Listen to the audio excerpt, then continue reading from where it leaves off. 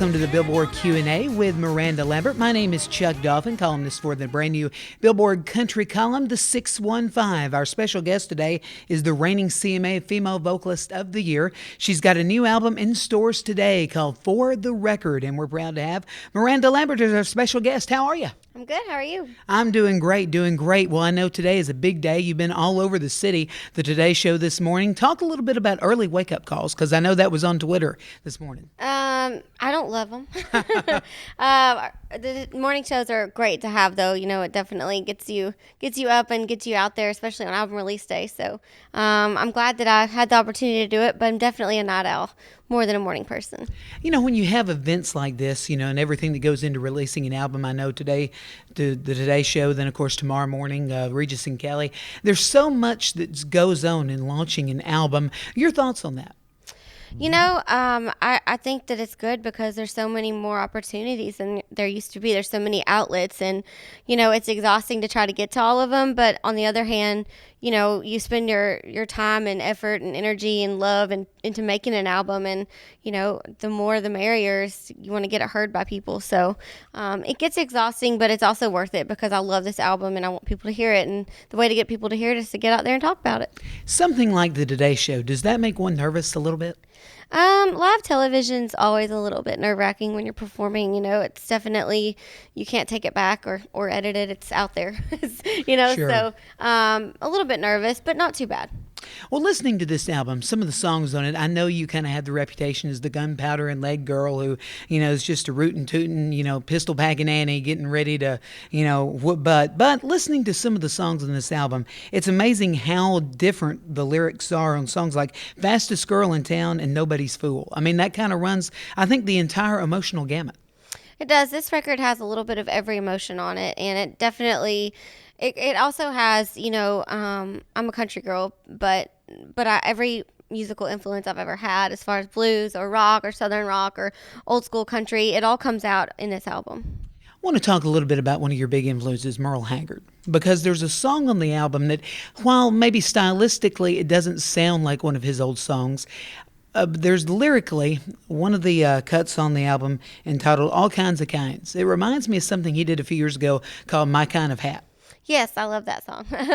Yeah, I think, you know, just the open-mindedness of the song All Kinds of Kinds is kind of the same thing about I Wear My Own Kind of Hat. It's just kind of talking about being who you are no matter what that is, and, you know, people accepting you for what you are. And Merle's one of my biggest heroes, so that's a compliment. And I know that Merle's also one of your first crushes, I believe. He is. I still have a crush on Merle. Does Blake have a problem with that? No. He has a crush on him, too. Well, I know this album is very special to you for a lot of reasons, but one of those being, I know you get to work with a lot of your heroes on this album. Steve Winwood's playing organ on Baggage Claim, the current single. Then, of course, Patty Loveless is on a cut.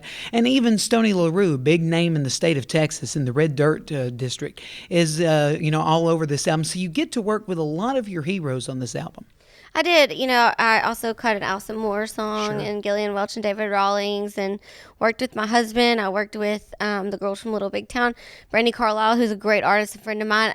Everybody on the album that, you know, from musicians to writers to people that came on and just sang it. It's really a community. This whole album feels like a community, you know, and I love that because it does take all kinds of kinds to make an album feel like every song is different and have a vibe to it. And that's what's on this record, is a community of all kinds of different people. Was Patty Loveless somebody that you grew up in Texas listening to?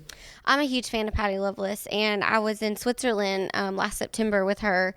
We got to hang out and play music together, and we did a festival there, and I just fell more in love with her then. And I wrote the song Dear Diamond on the album with her in mind. I wanted to write a song that she could sing with me on, because I just love her voice. And so when I got the record back and I heard her put her part on it, I was just very emotional. It was really cool. And I know you're nominated for vocal collaboration with Patty's cousin, the legendary Loretta Lynn, for the recut of Coal Miner's Daughter from last year. Yes, and Sheryl Crow. That's right. Which is such a huge, huge honor. I mean, you know, we recorded Coal Miner's Daughter together, all three of us, on a record that Loretta put out last year, and we got to go to her house and make a video and shoot a video all day long, and just hanging out with her in her kitchen, her telling stories. It was surreal. It was a life-changing moment.